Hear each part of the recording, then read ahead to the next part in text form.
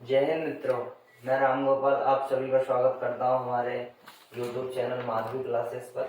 जैसा कि हम विश्व भूगोल विषय की चर्चा कर रहे थे, उसी को आगे बढ़ाते हुए आज की कक्षा शुरू करते हैं। हम महाद्वीपों के बारे में जान रहे थे। पिछली कक्षा में हमने दक्षिण अमेरिका महाद्वीप की भौगोलिक स्थिति को जाना। आज हम उसकी कुछ और विशेषताओं के बारे में चर्चा करते हैं। तो सबसे पहले दक्षिण अमेरिका महाद्वीप में एंडीज पर्वत श्रृंखला की बात करते हैं, जो कि दक्षिणी अमेरिका महाद्वीप की सबसे लंबी पर्वत श्रृंखला है, जो कि 72,000 किलोमीटर में विस्तृत है, जिसका विस्तार हम देख लेते हैं। सबसे पहले कोलंबिया, उसके बाद Venezuela, Ecuador, Peru, Bolivia, Chile और अर्जेंटीना, इन देशों में एंडीज पर्वत श्रृंखला का विस्तार है। अब एंडीज पर्वत श्रृंखला की सबसे ऊंची चोटियों में एकांकागुआ आती है। सबसे पहले 6,960 मीटर लंबी एकांकागुआ एंडीज पर्वत श्रृंखला की सबसे ऊंची चोटी है। उसके बाद बात करते हैं ओजस डेल सलादो के बारे में। ओजस डेल सलादो, जिसकी ऊंचाई 6,908 मीटर है एक सक्रिय ज्वालामुखी चोटी है एंडीज पर्वत की। उसके बाद मिस्ती 5,822 मीटर ऊंची, सबसे ये भी एक सक्रिय ज्वालामुखी चोटी है, जिसका विस्तार पेरू में है। उसके बाद बात करते हैं चिम्बोराजो, 6,267 मीटर ऊंचाई चिम्बोराजो की, जिसका विस्तार इक्वाडोर में है।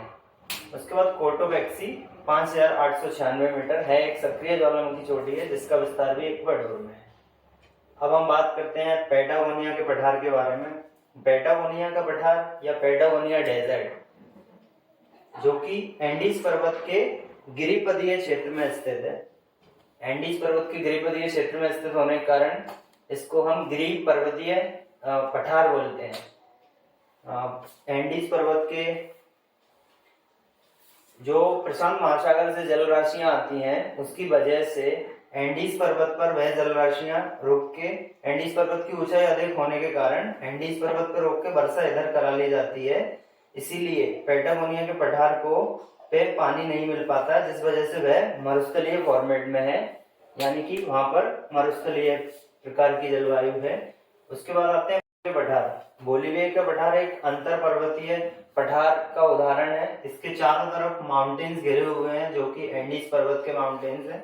उसके बीच में है बोलिविया का पठार आता है। बोलिविया के पठार के अंतर्गत सबसे पहले एक लेक आती है, जिसका नाम है टिटिकाका लेक। दूसरे नंबर पर जो लेक आती है वो पोपो लेक है। टिटिकाका लेक के बारे में, टिटिकाका लेक की अवस्थिति है अपना पेरू और बोलिविया के बॉर्डर पे। और लेक टिटिकाका के बारे में सबसे बड़ा फैक्ट ये है कि है एक सबसे ऊंचाई पर स्थित नौगम्य झील में से एक है, और पोपो लेक है उसी के पास में। अब हम आते हैं गुआना उच्चभूमि या गुआना हाईलैंड पर। गुआना उच्चभूमि का विस्तार अपना वेनेजुएला, गुयाना, फ्रेंच गुयाना, सुरीनामा और ब्राजील में है गुयाना उच्चभूमि का विस्तार। अब हम आते हैं कटंगा के पठार पर। कटंगा हाईलैंड या कटंगा का पठार का विस्तार भी ब्राजील में है। ब्राजीलियन उच्चभूमि पर आते हैं अब हम। ब्राजीलियन उच्चभूमि, जो कि इसका संपूर्ण विस्तार ब्राजील में है और है लावा, ज्वालामुखी से निर्मित लावा के ठंडे होने के पश्चात यहाँ पर ब्राजीलियन उच्चभूमि का विस्तार हुआ है। इसलिए यहाँ पर टेरा रोक्सा मृदा पाई जाती है। टेरा रोक्सा मृदा, जो कि कॉफी के बागानों के लिए फेमस है, टेरा रोक्सा मृदा। इसमें बहुतायत पर कॉफी की खेती की जाती है यहाँ पर, इसलिए Santos, Sao Paulo, Rio de Janeiro, Santos जो कि एक कॉफी पोर्ट है, कॉफी बर्तन या कॉफी बंदरगाह के नाम से भी फेमस है। और यहाँ पर आगे आते हैं हम मोंटे ग्रासो का पठार। मोंटे ग्रासो का पठार भी ब्राजील में ही विस्तार है इसका, और है एक सेल्वास जंगलों से घिरा हुआ, सेल्वास वृक्षों के जंगलों से घिरा हुआ पठार है मोंटे ग्रासो का पठार।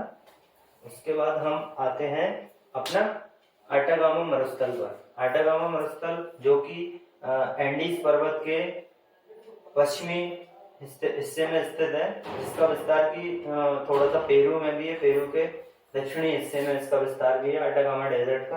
अटागामा डेजर्ट में एक यहाँ पर इरिका नाम का शहर था, है अभी, जिसको कि घोस्ट टाउन बोलते हैं, इरिका। यहाँ पर एक गुआना पक्षी पाया जाता था, गुआनो पक्षी, एस्बेस्टॉस पक्षी, उसका मल को गुआनो बोलते थे, जो कि नाइट्रोजनी उर्वरक के लिए बहुत महत्वपूर्ण स्रोत था। इसलिए यहाँ पर कुछ मजदूरों को इकट्ठा किया गया रखने के लिए, उसके मल को इकट्ठा करने के लिए। उसके बाद क्या हुआ कि वो पक्षी, एस्बेस्टॉस पक्षी विलुप्त हो गया। उसके बाद यहाँ पर जनशून्य हो गया यह शहर, और इस शहर को वर्तमान में घोस्ट टाउन बोलते हैं। और उसके बाद अटक दक्षिण अमेरिका महाद्वीप में अब आगे हम देखते हैं नदियों या अफवाह तंत्र के बारे में।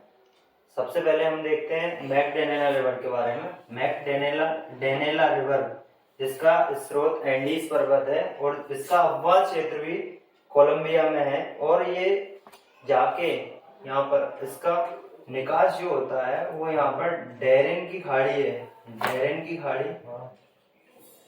की खाड़ी में कैरिबियन सी में जाके मैकडेनेला रिवर गिर जाती है, या इसका निकास हो जाता है। ठीक है, अब यहाँ पर कोलंबिया में मैकडेनेला के जो तट पर तेल के सबसे ज्यादा भंडार हैं, तेल के भंडार के लिए महत्वपूर्ण है रिवर। सेकंड नंबर पे आती है ओरिनिको रिवर। इसका ओरिनिको रिवर का स्रोत भी गुयाना की उच्च भूमि, हमने अभी पढ़ा था गुयाना हाईलैंड, गुयाना की उच्च भूमि से ओरिनिको नदी का स्रोत है। और इसका अफवाह क्षेत्र जो है वेनेजुएला है, वेनेजुएला कंट्री इधर आ जाती है सेकंड नंबर पे। वेनेजुएला में ही इसका अफवाह क्षेत्र है ओरिनिको।